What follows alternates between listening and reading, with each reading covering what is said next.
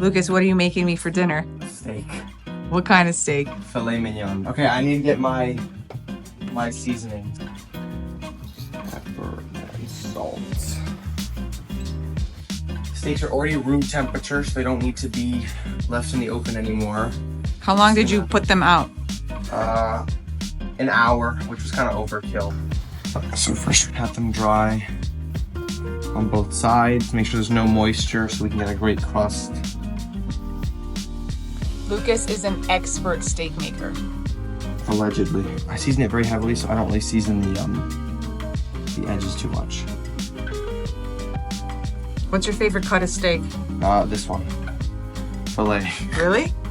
I like a ribeye. Why do you like a filet better than a ribeye? It's more tender and it's easier to cook. It's more straightforward.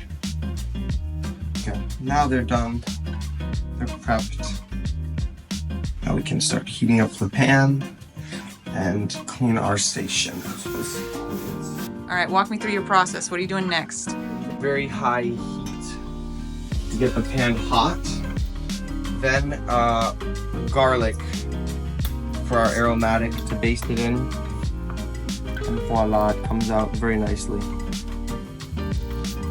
And then you just toss this in the butter. If I can get it, there we go. There's your garlic, a garnish of thyme, and I've messed it up a little bit. It's fine. So when we baste it, we have more aromatics. Is that enough time? That doesn't... A little bit more. You're right, maybe we do. I feel like that's a little... It's kind of sad. But you're making it for me, so don't I get to pick the amount of herbs that I want? Then, so we're gonna add in our oil. And when it starts to shimmer, it should be hot enough, and you test that by flicking water off your fingers into the pan. I almost burnt my fingers. It's so much fun. Then I'm gonna do around 2 tablespoons of butter, and I'll cut that into pieces so it melts better.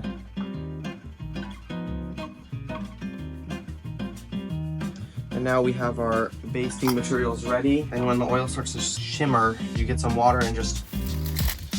And that's how you know it's hot enough.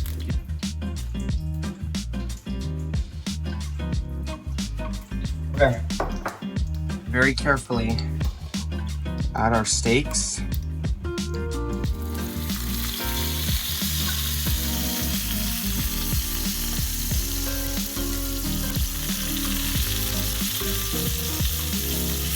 press down to ensure that the surface area gets the most amount of crust. How long? Because these aren't super big fillets, I think about 1.5 minutes on each side should be sufficient. It also cooks after you take it out, so now they're no longer stuck to the pan. They're moving very, very easily. Gorgeous crust on both steaks. They look wonderful. Now we will kill the heat. The pan, the cast iron has had a little bit to cool, so it's looking a little bit too hot, but now we're gonna add the butter and aromatic, and we'll put it back on a very low heat, very low flame, and you just want it to have a really nice, light, buttery texture, like this. You don't want to have burnt or brown butter. It's exactly what we're looking for, is this beautiful, light, yellowish color. This will infuse the steak with the flavor of the garlic and the thyme, and also seal in that crust. That looks so good! Oh my gosh, I can't wait to eat that garlic with it. The garlic is never like great, honestly. I love it. Okay, then I'll eat your garlic. And then, another 30 seconds and we let it rest and it's done. One last large baste for each one. We'll let them rest. All that amazing butter. And the garlics as well. We could make a pan sauce. I'm too lazy. You can have a wine sauce next time. Now it's had time to rest, so we'll see how it looks. A little better. enough. We'll just cut this again. That looks so good. I just want to me a slice.